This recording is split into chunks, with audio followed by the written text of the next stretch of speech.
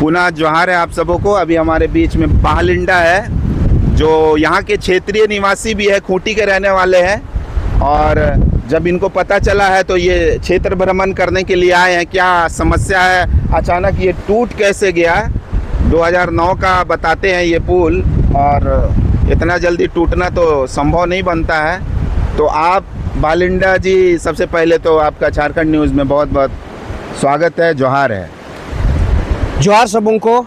आज हम पेलोल डैम के पास आए हुए हैं।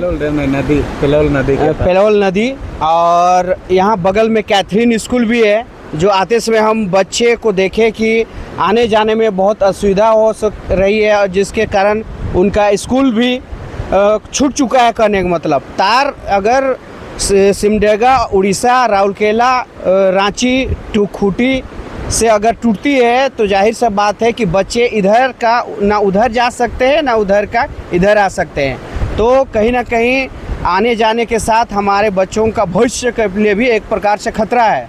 और देखा जाए तो इस जगह में कैमरा थोड़ा ऊपर करो बाबू, देख सकते हैं अब यहाँ पर कोई सरिया का नहीं दिखाई दे रहा है।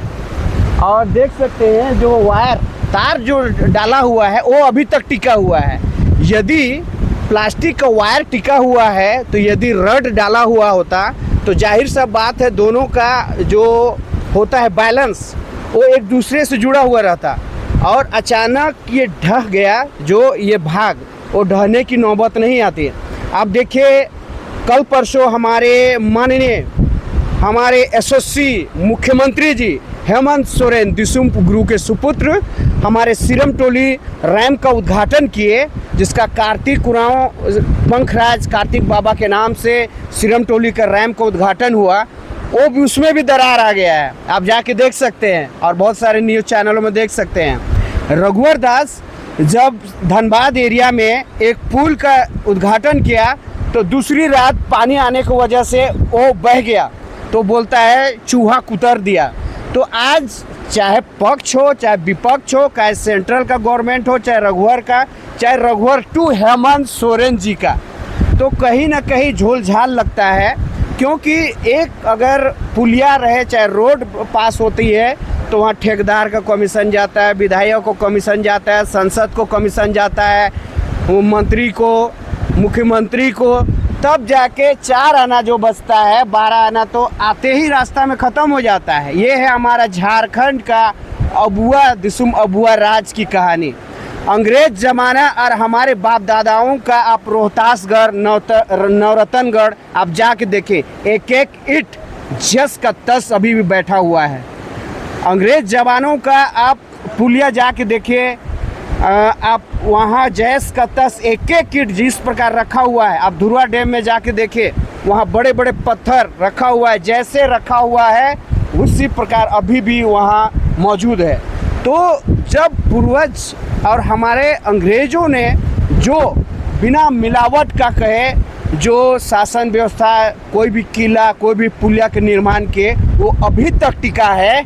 और क्या वजह है जो महज 2 साल 4 साल में ये पुलिया बनती है, चाहे वो रघुवर का चूहा खा जाता है या हेमंत जी का ये कार्तिक बाबा का जो रैम है उसमें दरार पड़ जाती है एक ही रात में।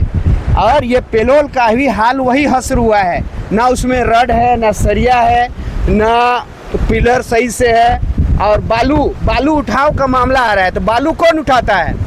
जब हमारे ग्रामीण उठाते हैं बालू तो उसमें एफआईआर और थाना पुलिस के कचहरी हो जाता है, लेकिन बालू कौन उठा रहा है यहाँ? क्या कौन उठा रहा है? ग्रामीण का तो औकात नहीं है बालू उठाने का। आप एक लकड़ी भी काटते हैं तो देशद्रोह, नक्सली, उग्रवादी घोषित हो जाते हैं। तो बालू उठाने के हमारी तो हैसियत नहीं है, बालू कौन उठा रहा है? जाहिर सा बात है यहाँ का थाना प्रशासन, विधायक, संसद के माध्यम से यहाँ का बालू उठाव होता है। और यदि बालू उठाव के वजह से भी अगर कोई संकट आई है इस पुल में तो सरासर सरकार जिम्मेदार है, क्योंकि बालू उठाने का साहस सिर्फ सरकार ही कर सकती है। हम आम नागरिक, हम खूंटी के वासियों की औकात नहीं है। और देखिए हमारे जो रैम अभी नितिन गडकरी जी अभी उद्घाटन करने वाले हैं रातू रोड का, तो हो सकता है उसका भी उसको टेस्ट करके करना चाहिए। कहीं ऐसा नहीं हो कि नितिन गडकरी उद्घाटन कर दे, दूसरे दिन दरार पड़ जाए हेमंत सोरेन जी का उद्घाटन किए रैम के इस तरह।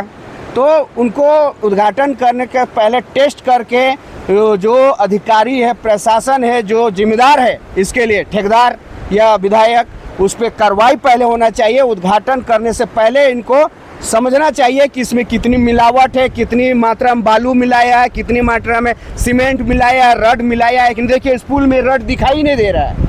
आप देखिए जॉइंट में कहीं पर आप घर भी बनाते हैं तो प्रॉपर रड दिया जाता है, प्रॉपर खंभा दिया जाता है। यहाँ कहीं भी सही से आप देखिए कहीं रड नहीं दिखाई दे रहा है। तो ये बहुत ही गोलगाल है, झोलझाल है। इसमें पहले त्वरित कार्रवाई होना चाहिए। हेमंत सोरेन जी माननीय मुख्यमंत्री क्या बोले कि आपका जो समस्या हुई है हम उसमें बहुत जल्द जांच करेंगे। जांच क्या कीजिएगा, हमको पहले जांच ये कहिए कि सरकारी पैसा का झोलझाल कौन किया है, पहले तो उस पर कार्रवाई कीजिए। अब हो सकता है इसमें सरकार भी फंसेगी, इसीलिए डर के मारे कार्रवाई नहीं कर सकती है।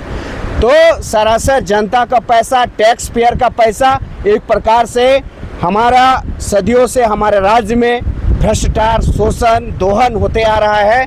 तो इसी चीज़ से आज निकलने की आवश्यकता है। अबुआ राज, अबुआ दिसुम अबुआ राज का तो नारा लगाते हैं, लेकिन नारों में नहीं, कार्य में झलकना चाहिए। कार्यों में, धरातल में, चाहे पेशा कानून की बात हो, चाहे जितनी पार्टियां हैं अभी, भाजपा, कांग्रेस, जेएमएम, आप जब कार्तिक बाबा के नाम से एक रैम उद्घाटन कर सकते हैं तो झारखंड राज्य जिन्होंने बनाया, इन्हीं और झारखंड गोमके का नाम आज विलुप्त कर दिया गया। क्यों?